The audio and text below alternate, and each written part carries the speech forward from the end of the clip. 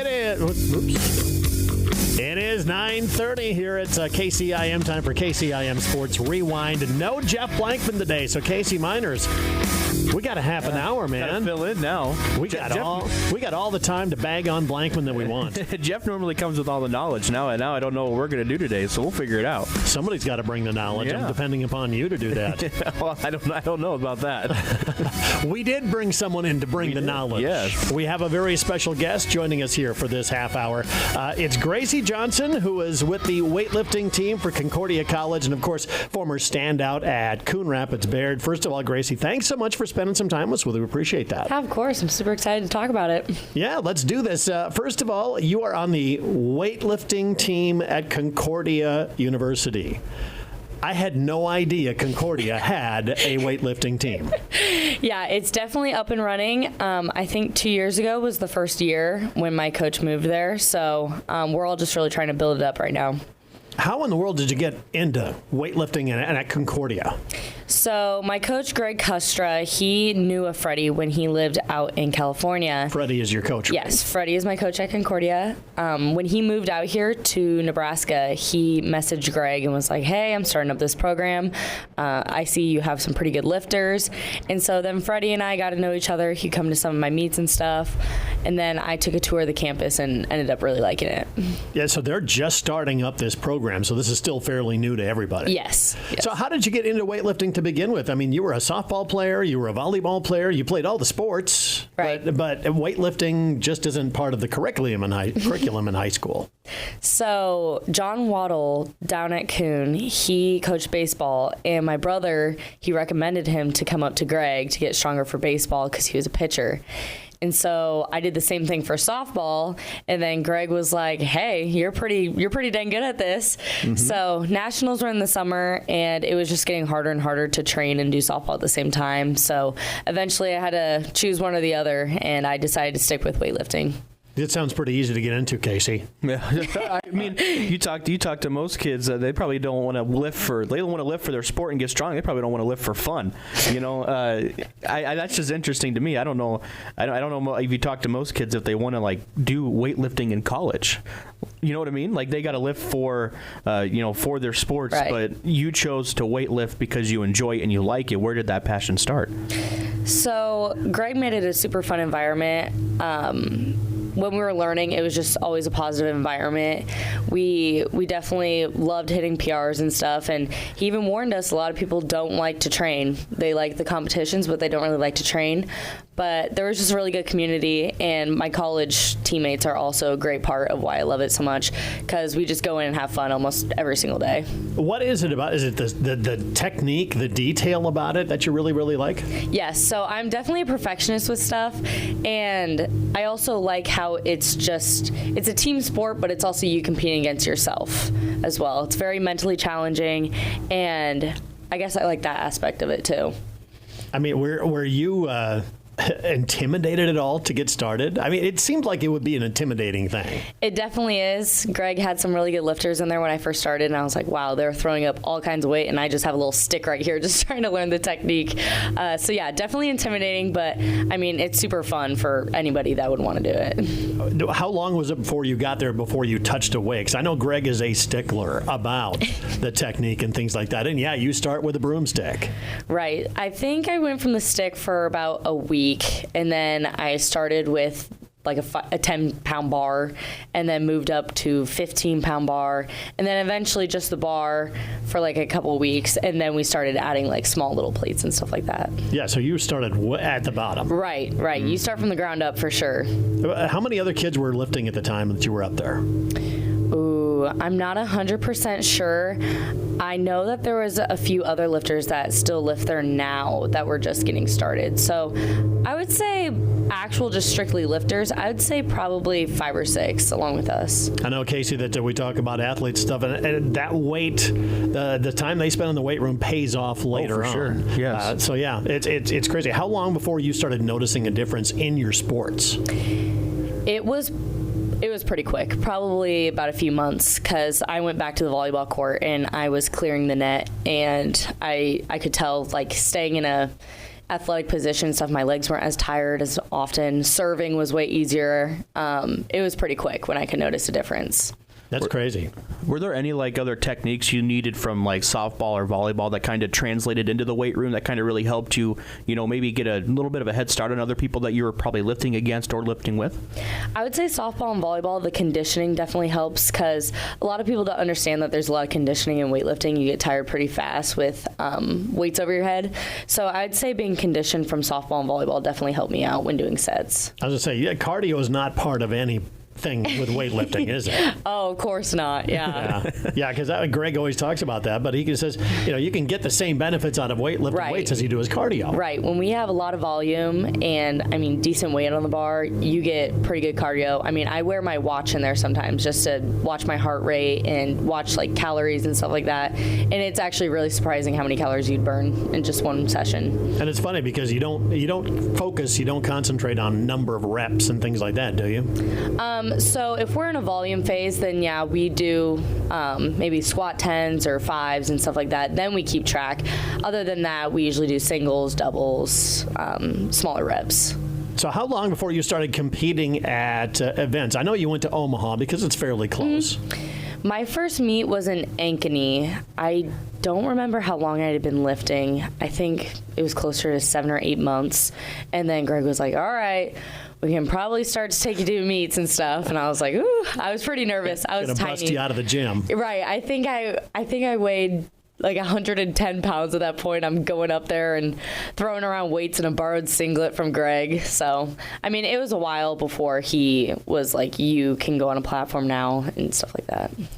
How long before you started seeing results and you started to place? Because, its success came pretty quickly for you, didn't it? Right. My first nationals was in Grand Rapids, Michigan. I think I got like 10th there. And then the next year was, where was it? Anaheim, I believe. Didn't do as well there. Didn't do very well. And then the following year in Detroit, I actually got 4th next to some top lifters in the sport. So that's when I started to kind of get noticed. I got put in the drug testing pool. USA Weightlifting, they started noticing me, I guess you could say. And then the following year, I got silver medal at nationals for snatch. So, yeah, it took a while. A lot of girls had a head start on me. So after I started picking up and doing all the right things like protein powder and all that stuff, then I started catching up. Yeah, how much of that do you have to track and take care of, and aside from just the time you spend in the gym? Unless I'm cutting or something, I really don't focus that much on food intake. Explain cutting. So I used to cut down to 121, I think. And basically, I would just lower my food intake, which was not a great way. I would do good in snatch at competitions, but clean and jerk, I was always tired and gassed from not eating enough. So cutting can definitely be done in a better way than what I did. But yeah, other than that, I don't know. A lot of people cut they'll do like saunas, they'll do... just like wrestlers do in high school. Right, yeah. It's pretty taxing, but I haven't been cutting for a while. So basically what I do is I'll take supplements like magnesium, protein powder, just for recovery and stuff like that, because we train about 5 days a week. And I assume this is all under the guidance of Concordia University and your coaches and things like that, or is this up to you? Greg was the one that started me on protein powder. He also wanted me to take creatine, which I'm pretty bad about remembering to take. So I probably should be taking that more often than I do.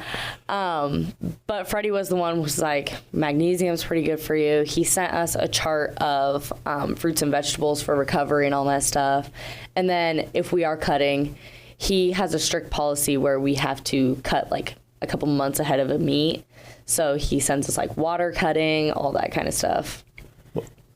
When you're in season, is it kind of like wrestling in high school where you have to watch what you eat? You can only eat certain stuff, or is it kind of like year round for you, or do you not really, have to deal with that? So year round, I always try to watch what I eat. I don't want to go up 2 weight classes. So when we go to the dining hall, Freddie will give us recommendations of what to eat there. He sends in recommendations to the dining hall for more protein, stuff like that. I think all of us, besides our bigger guys, pretty much watch what we eat, kind of. We just try to eat breakfast, lunch, and dinner and try to eat something balanced. Fruits, vegetables, meats, all the good stuff. But Concordia, it sounds like your program's really kind of taken off here a little bit. You were the only girl on the team last year, correct? There was 2 of us. I was the only one to go to nationals. Okay. But that's going to be expanding this next year. Right. Yeah. I'm super excited. We're going to have a few more girls on the team. So, I mean, I love my other teammates, but it's going to be nice having some girls. And I already have a friend. She's from Colorado. So she's pretty excited to get on the team. I'm excited for her to come, and it's going to be a lot of fun. So where do you travel to? Where are your meets at? Are they just the big national meets that are held? So the school funds are all of our meets within the school year. So we travel to Iowa City, Omaha. Those were 2 of the ones that we went to last year. And then we go out to Ohio, and we compete at nationals there at the Arnold. It's a pretty big event. So it's kind of combining their university nationals, and it's also a open meet for anybody that wants to go. You're right there in the shadow of the University of Nebraska. Do they have a weightlifting team there? They do not. They might have a club or something, but they don't have an official team. So we don't really see anybody from there that lifts. I mean, talk about the official teams. I mean, who do you typically see and compete against? Is it bigger schools? Is it schools about, the size of Concordia? Yeah, so our number 1 competitor, I would say, is Lindenwood. Down in Missouri. We also see big schools like Texas, LSU. They all have weightlifting teams that are pretty big. So they show up at meets and we're like, wow, these are some pretty big schools compared to ours. Yeah, how many people are on their teams? They have pretty big teams. I would say probably like 15 to 20. Lindenwood probably has about 30 to 40 people on their team. How many events do you lift at when you go to an event like that? How many different lifts are you doing? So we have snatch and clean and jerk at our competitions. So we get 3 attempts at snatch and then 3 attempts at clean and jerk. So, and you said you went 6 for 6 last time at nationals? Yes. Last nationals in Ohio, I went 6 for 6. I ended up snatching 77, which I believe is about 170 pounds. And then I ended up clean and jerking 93 kilos, which I want to say is like 204. Wow. Yeah. So I bet you're glued to the Olympics when they have weightlifting on. Oh, there. yeah. I'm so excited. It's actually coming up this week. So, yeah, I've been putting in my notes when everybody's lifting so I can go watch. So when people are watching that, people like me who don't lift weights and things like that, or at least not on that level anyway, what should we be watching for? Honestly, I would just say, watching how people can take this crazy weight and just throw it over their head, how good technically they are. A lot of people don't understand how much technique goes into the sport, and there's people out here. I think we have a 49-kilo girl who can clean and jerk about 250. Without technique, they would not be able to do this. So just watching for how fluid they look when they're doing it. International competitions, are you going to be doing some this year, or have you done some? I have not. I'm hoping next year at University Nationals, they actually are doing a university team where you travel, kind of like a Pan Am. So they select people from there. So I'm hoping next year, if I make All-American and put up some good numbers, I can make an international team for that. I was selected for one back in 2021, I want to say. But unfortunately got beat out by 1 kilo by somebody to go to that team. So yeah, it definitely made me more hungry to get on a team. Now, is there a season for weightlifting? I mean, do you guys go from 1 month to the next month, or is it kind of more of just throughout the school year? It is definitely year round. So throughout the school year, we're all on Freddie's programming. And then in the summer, he kind of says, I would like you to stay on my program, or you can go on your old coach's program. But I agreed to just stay on his, and then I go up at Greg's. Greg just watches and supervises, so I don't do anything stupid. I suppose, they're friends, so they kind of know each other and have some idea. But, for sure. What is it like? How many times a week do you work out? What are you doing for workouts? During the school year, I trained 5 days a week, about 2 hours per session. A lot of our stuff is just doing the movements, snatch and clean and jerk, different complexes within those. We'll also do squats, some deadlifts, and pulls. During the summer, I've been trying to do 5 days a week. It's kind of hard when I don't have PT every day. During the school year, we get PT after every session, so we feel good for the next one. So I've been trying 5 days a week this summer, but I've been falling back kind of to 4 because I need more rest days without PT. Yeah. How physically taxing is all that on you? I would say it's pretty taxing. I have a shoulder that always gets sore and tight. I usually go down to the chiropractor to get it loosened up. And then I've had tenosynovitis in my right wrist. So I've had a cortisone shot in that. So I'd say my shoulders and wrists get the brunt of it. It sounds incredibly intense when you're in the gym. I mean, you don't just walk up and start lifting weights. I mean, what do you do to warm up and things like that? Warming up is definitely one of the biggest parts. We have a group stretch at Concordia, but when I'm at Greg's, I usually do the elliptical to get my legs going. I'll throw some plates overhead, just like little 2-pound plates to warm up my wrists and shoulders. And then actually we warm up with the bar barefoot. So we'll go into squats barefoot. We'll do the movements with just the bar barefoot.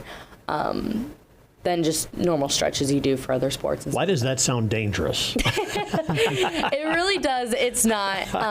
It actually helps you stretch a lot better than you think it would. Actually, a lot of my teammates were like, "Are you barefoot?" And I'm like, "Yeah, it actually helps a lot more than you think."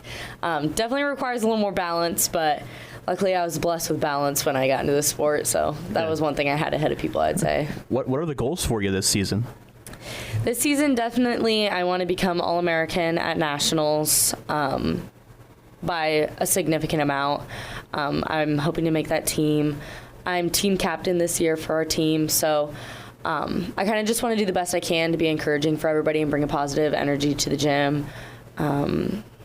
Help everybody out if they need help, make everybody feel comfortable, and definitely helping getting recruits for the following years as well. And you're going into your junior year, correct? I'm going into my sophomore year. Just your sophomore year. Yep. So kind of got a lot on my plate, but I enjoyed a lot. Talk about the academic side of things. What are you going into? Right now, I'm majoring in biology. I'm trying to go into pre-dental. So dental field is definitely the end goal.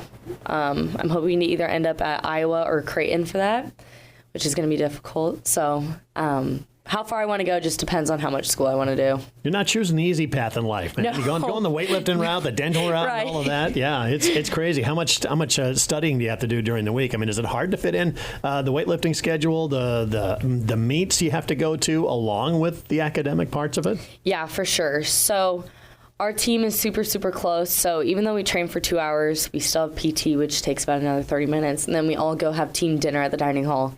And that ends up taking up way too much time. So I'll go back to my dorm and do some homework then. But also weekends, I would say Sundays are designated to homework time and stuff. I mean, I don't really understand how much I really have to fit it in until I'm sick or something and I can't go to the gym, and then I realize how much time I have on my hands to do stuff. So, I mean, I fit it in, but yeah, it definitely is a lot of organization and stuff like that. Where do you see weightlifting being as part of your future? Are you going to continue just to kind of lift on your own when you're done with competing and things like that, or is you maybe coaching possibly? I definitely want to continue weightlifting. I mean, it's super good for you even when you're older, keeps you in shape, keeps you strong and stuff. I definitely would love to coach one day, depending on where I end up, if I could have a gym somewhere. But yeah, I definitely would love to coach it. I mean, I kind of help Greg out. When he has kids in there, he'll ask for my advice and stuff. So I also enjoy coming up here just to help younger kids get better at it and just trying to inspire them to where they could be. Yeah, it's quite a community that he's built up there. And sure. Like past kids, they come back probably and help out like Right. you are. Yeah, for sure. I get to see a lot of old friends back. I think I started lifting in 2018, and I had a lot of friends back then that sometimes they pop in. So it's always good to see them. Greg and I are pretty close, so whenever I'm in there, we always have a good time. We get to talk, and then he likes when I'm in there to kind of show everybody else, I mean, where you could end up if you stick with it. Sure. Right. Yeah, absolutely. Well, Gracy Johnson joining us here this morning on KCIM Sports Rewind. Best of luck to the year. You're back to college, the 24th, you said? Yes. And how long before the meets start after that? Or you'll be back to training, obviously, before that. But I think our first meet is in September. So, I mean, this is kind of my block to prepare for that.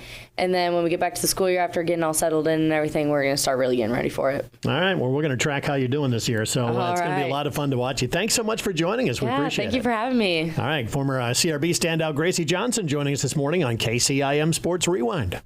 As the athletes at your house prepare for hard work and fun of the season, remember that St. Anthony Rehab Services provides physical therapy for any sports injury that may sideline your member of the team. Sports injuries can plague kids of all ages and keep them from playing the sport they love. Athletes will be under the direct supervision of a certified and licensed healthcare professional in the newly renovated sports performance facility. If an injury is keeping your athlete out of the game, call St. Anthony Rehabilitation Services at 794-5000 for sports injury and treatment rehab. My escape was getting high. A little turned into more, and I was spending so much money on it. I just completely abandoned my whole entire life. I came to Adult and Teen Challenge. And being clean, being sober, that has changed everything. If you or someone you know is struggling with an addiction, Sheepgate, a division of Adult and Teen Challenge, can help. Call us today at 800-718-8804 or reach us online at mysheepgate.org.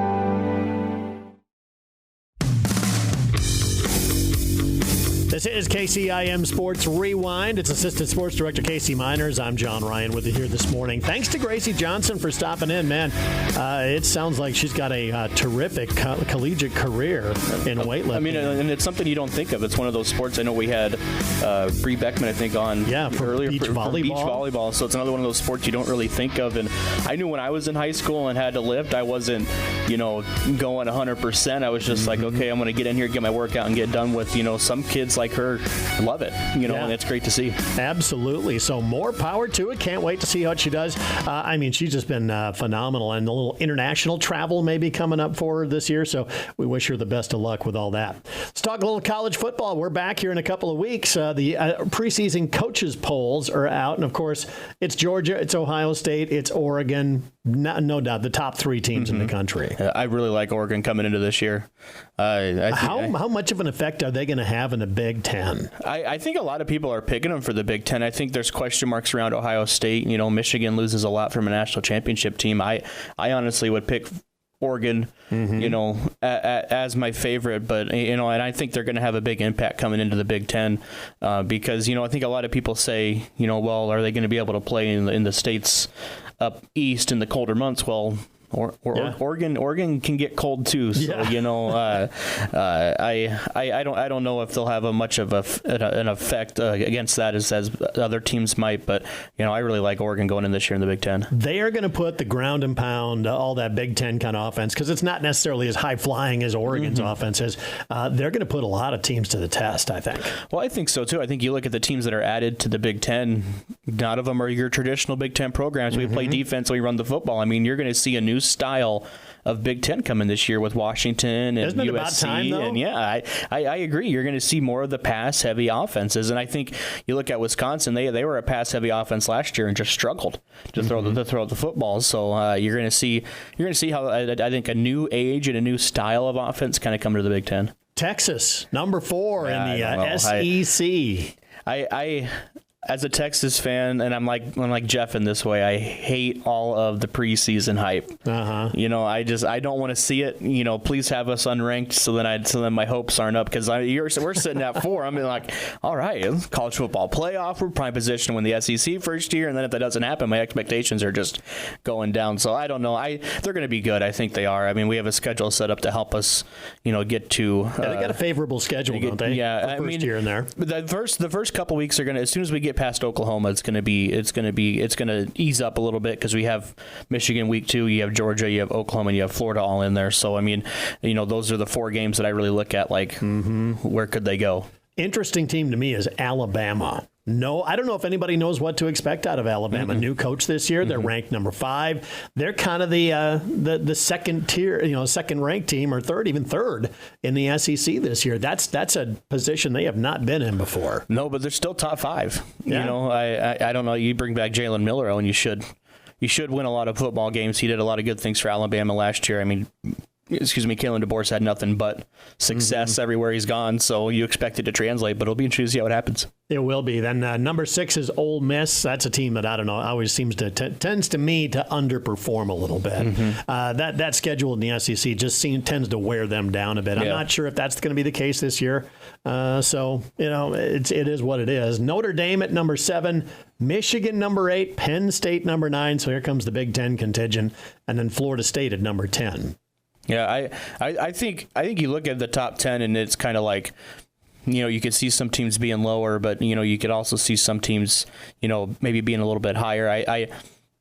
I think Michigan's ranked in the top 10 just because of the national championship run last year, and I think they're going to be a good team, but that's a big question mark with them. How do you perform after losing your quarterback? You lost, your starting running back. You bring back Donovan Edwards, about the only offensive production you have. A lot of your offensive line is gone, so it's going to be interesting to see how Michigan really revamps everything this year, and especially with all the news that broke about all the with the Sherrone Moore stuff. So it'll be interesting to see what happens up there in Ann Arbor. Number 11. This one floored me. I didn't expect this. Missouri. They had a heck of a season last year, but they're making some noise in the SEC, and it's tough to be that team that you came in, you had a little success, you dropped down to the lower levels. Now you're kind of claw your way back up the SEC. I mean, Eli Drinkowitz has done a great job. The last couple of years, they have the best receiver in the country, and Luther Burden. I mean, Brady Cook's back at quarterback. I think they added a transfer running back from Georgia State who was, an 1,000-yard rusher last year to kind of fill Cody Schrader's spot, who had a terrific SEC year.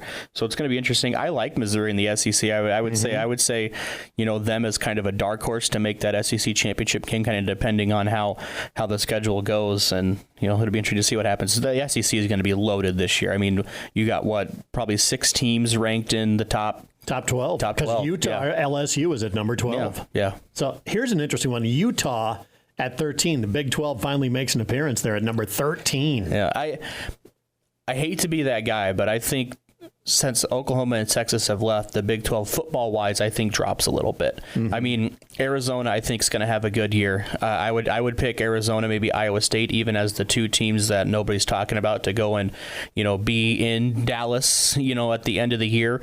But I think it's kind of Utah's conference right now to kind of, until somebody can knock them off football wise, it's kind of their conference. Yeah, then you got to wait till Kansas State at 17, Oklahoma State at 18. But if you look at it, it's clearly the Big 10 and the SEC.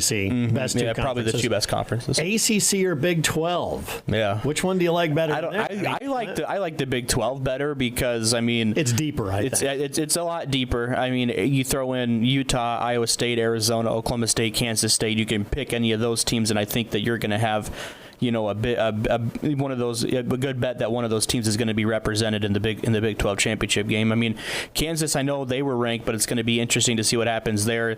I think they're kind of ranked just based solely on the fact if Jalen Daniels plays or not. He hasn't been healthy the last 2 years, but when he's healthy, he's a difference maker at quarterback for him, and then Devin Neal at running back. But I don't know, the Big 12 to me, it seems like every year is just, you have your favorite, but how often really does the favorite make it there? Exactly, yeah. So, and then, of course, to round things out, a couple of teams towards the bottom of the top 25. USC at number 23.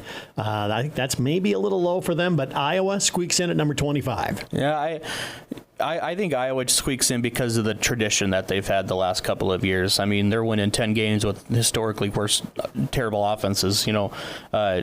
From all talks, the offense should be a little bit better, but I don't want people to expect them to jump from 131 to in the 50s. That's not going to happen.